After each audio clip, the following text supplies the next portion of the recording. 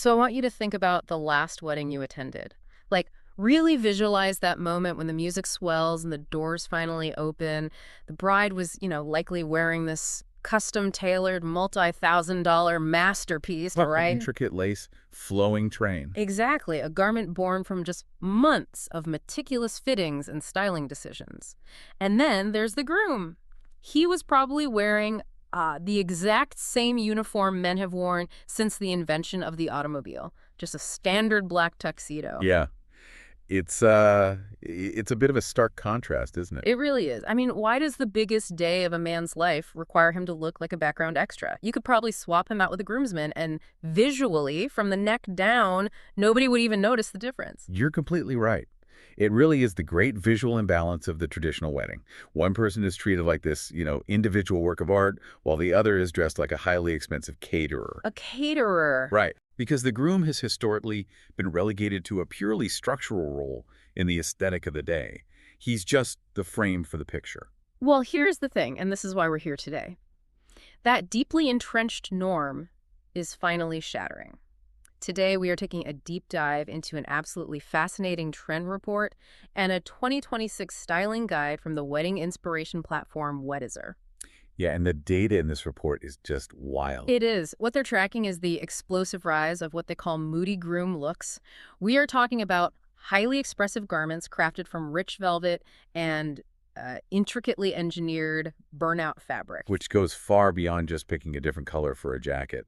I mean, we are witnessing a massive departure from the standard wool and polyester blends that have, dominated men's formal wear for generations. Right. The implications here actually touch on advanced textile science, the physics of photography, and a really fundamental shift in men's fashion psychology. And that is exactly our mission for this deep dive. We are going to unpack why luxury groom fashion is evolving so rapidly, decode the complex textiles driving this change, and understand exactly how modern grooms are using literal texture to finally steal a little bit of the spotlight back. Because the modern wedding landscape has completely transformed over the last few years. The Weddizer sources highlight that couples are aggressively abandoning those conventional cookie-cutter templates. Oh, for sure. They are no longer just like renting a generic banquet hall and checking boxes off a standard list. It's much more curated now. Okay, let's unpack this. Because for the longest time, the groom has essentially functioned as a background character. Visually, at least. I always think of the traditional groom like that static plastic figure on top of a vintage wedding cake. The Kate prop, yes. Right. Stiff, purely structural, just standing there so the bride has someone to hold hands with. So reading through this Weddizer report, I really have to ask, is this shift toward moody fashion, the dark colors, the heavy, dramatic textures, is this just a fleeting social media aesthetic? You mean, like, is it just for Instagram? Exactly. Is this just guys trying to look cool online, or does this represent a deeper fundamental change in how men actually approach formal wear? It's a great question, and it really raises an important point about intent. According to the data, this is absolutely not a passing social media fad. Really? Yeah, the driving force here is a genuine, deep-seated desire for individuality. Modern grooms are simply becoming highly involved in the fashion decisions for their own weddings. They refuse to be the plastic cake prop anymore. That makes total sense. They want to make expressive, intentional choices about how they present themselves to their partners and their guests. Which, honestly, if you are throwing a massive, highly personalized celebration that reflects your specific relationship, why would you want to look like you're heading to a corporate gala in 1995? Right. You want your clothing to match the emotional weight of the room. Right. And the Weddizer Guide specifically points out that this trend is heavily influenced by the modern couple's desire for luxury editorial style experiences. There's this massive demand for seasonal elegance, particularly for like fall and winter weddings. Which naturally lean a bit darker anyway. Precisely. The moody aesthetic, which relies heavily on darker color palettes and highly dramatic textures, is the physical manifestation of that desire. It is a way of visually communicating. This is not a standard run-of-the-mill event. This is a highly curated luxury experience. Okay, so let's say a guy decides he wants to ditch the polyester penguin suit. He wants this moody, luxurious editorial vibe. But frankly, if I just take a standard worsted wool suit and dye it a dark plum or a deep forest green, I don't feel like that achieves the look the styling guide is talking about. No, it wouldn't. It just looks like a colorful office suit. Exactly, because a flat fabric, absorbs light in a very uniform, predictable way. Yeah. If you want drama, if you want that luxury editorial feel, you cannot rely on pigment alone. So color isn't enough. Right, you have to look toward historically prestigious textiles. You need materials that actively interact with their environment and the ambient light of the venue. So the material itself has to do the heavy lifting. The Weddizer guide gets highly specific here about the actual fabrics dominating this trend. We are looking at two major players: velvet and a fascinating fabric known as burnout or dévoré. Let's tackle velvet first. Yeah, let's start there, because it really seems to be the absolute foundation of this whole moody aesthetic. So velvet is a woven fabric, but what makes it structurally distinct from standard wool or cotton is its dense, soft pile. Okay, the pile. Yeah, instead of just weaving threads over and under each other tightly like a standard dress shirt, the loom weaves two thicknesses of the material at the exact same time. Oh, wow, I had no idea. Yeah, and then the two pieces are actually sliced apart down the middle to create that signature soft surface. The pile being those tiny raised fibers that stick straight up from the base of the fabric. I always picture it like a microscopic forest of threads packed tightly together on the surface of the jacket. That is a perfect analogy. Because those fibers stand up vertically, they create a physical depth that you simply cannot achieve with a flat weave. Right. And historically, that complex double weaving process meant velvet was incredibly difficult and expensive to produce.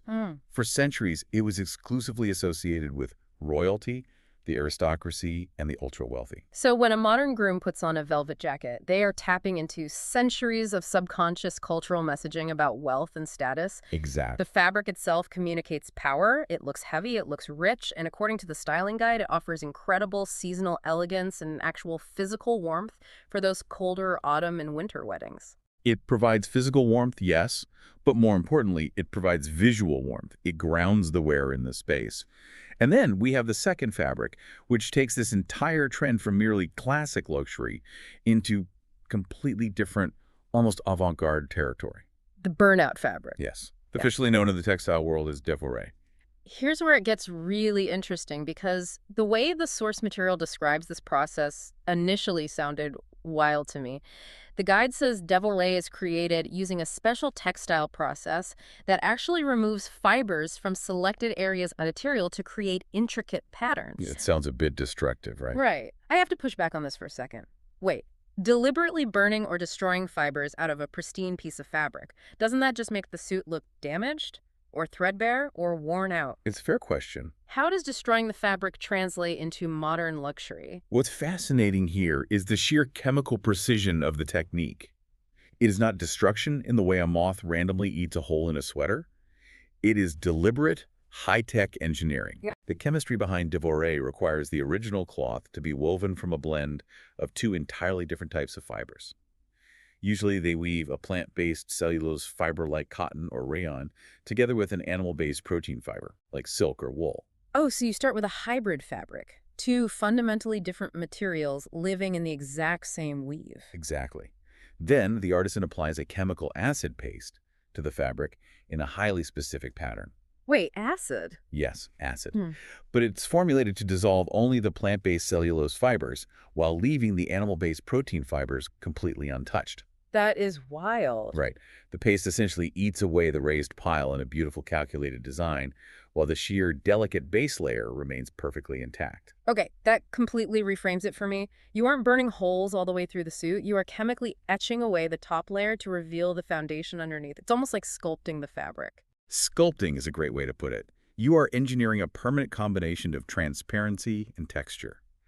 The result is a fabric that features incredibly intricate floral motifs, geometric designs, or, abstract textures. Because it creates a literal high and low effect on the surface of the garment. Exactly. So if velvet is all about dense, heavy visual depth, dévoré is about creating delicate, transparent contrast. And the Weddizer guide points out that combining the two weaving a velvet pile and then chemically etching a burnout pattern into it, creates the ultimate contemporary alternative to traditional formal wear. It is the absolute synthesis of those two extremes. You get the aristocratic weight and natural sheen of the velvet, combined with the delicate artistic transparency of the dévoré patterns. It instantly elevates the attire into that upscale, high fashion space. The chemistry is brilliant. I completely understand the science and the appeal of the textiles now, but I have to be honest. So, If you hand me a gorgeous, highly textured, plum-colored velvet burnout jacket, I feel like the moment I put it on, I am going to look like a 19th century vampire. oh, definitely a risk. Or worse, I'm going to look like an antique Victorian sofa. Yeah. I mean, how do guys actually wear this loud, complex fabric without looking like they raided a theatrical costume department? It is a very real danger. When you embrace fabrics this expressive, the margin for error shrinks dramatically. The Weddizer guide is highly aware of that risk, which is why it provides very strict architectural rules for styling these moody looks. And the absolute golden rule here is restraint. Yes, restraint is everything. Before we get to those specific rules, let's look at the color palettes the guide suggests because they are definitely not for the faint of heart. They highlight midnight navy and black, which they call a timeless combination exuding sophistication. Very classic. Then there's burgundy and gold, which is rich and romantic. Emerald and charcoal, perfect for nature-inspired luxury weddings. And finally, plum and silver, which they note is a contemporary option that photographs beautifully. Beautiful, but heavy. Right. Every single one of those combinations sounds incredibly heavy. But notice the deliberate theme running through those palettes. They are all deep, saturated jewel tones paired with dark neutrals or cold metallics. Yeah. You will not find pastels or bright primary colors here. The heavy, grounded colors act as a visual anchor. If you put a vibrant, bright pink devoré pattern on a groom, it crosses instantly into novelty territory. It becomes a joke. Exactly. The dark jewel tones keep the intricate patterns feeling serious, grounded, and masculine. And the guide also ties these palettes directly to specific wedding themes. They suggest these looks for Gothic romance weddings with the dark florals and candlelight, luxury ballroom weddings to add grandeur, winter wonderlands to complement the cold weather, and vintage-inspired weddings where the devoré creates a nostalgic elegance. All about context. So the environment does a lot of work to make the suit look natural. But let's go back to that golden rule of restraint. If my jacket is already a deep emerald velvet with a chemical burnout floral pattern, what do I do with the rest of the outfit? You must allow that texture to be the undisputed focal point of the entire ensemble. The text explicitly states, keep accessories refined. Meaning minimal. Extremely minimal. A velvet burnout jacket is already shouting. Your accessories should be whispering. This is not the time to wear a massive diamond-encrusted watch, a shiny satin cummerbund, or an oversized novelty bow tie. The suit cannot be competing with the accessories for attention. Never. The modern groom must utilize minimalist cufflinks, a sleek, understated leather band watch, and very subtle lapel pins, if any at all. Let the engineered fabric do all the talking. Furthermore, the source stresses the absolute necessity of expert tailoring. Oh, yeah. This is a non-negotiable rule. Because velvet is physically thicker than standard wool. I imagine if the heavy velvet jacket doesn't fit perfectly, it just makes the groom look incredibly boxy. It adds significant bulk. If it is not tailored perfectly to the contours of the groom's body, instead of looking like a luxury editorial model, the groom will look like he's wearing a very expensive bathrobe. Just draped in heavy fabric. Exactly. Even the most premium, hand-woven devoré velvet falls completely flat if the silhouette isn't razor sharp. The contrast between the soft, artistic texture of the fabric and the sharp, structured lines of the tailoring is what makes the look successful. That sharp silhouette acts as a container for the wild texture. It domesticates it. And the guide also mentions a great compromise for guys who might be intimidated. You do not have to wear a full velvet devoré suit to participate in the trend. No, not at all. It talks about using burnout fabrics in smaller, coordinated doses. Which seems a lot more approachable. For the groom who wants the moody aesthetic without fully committing to a statement blazer, these textures work incredibly well as subtle accents. A velvet bow tie, a burnout pocket square, or a subtly patterned waistcoat beneath a standard jacket. Just a hint of it. Right. It introduces that high fashion element and complements the overall look without overwhelming the eye or, frankly, the wearer's comfort level. So let's picture our groom now. He followed all the architectural rules. He has a perfectly tailored plum and silver velvet suit.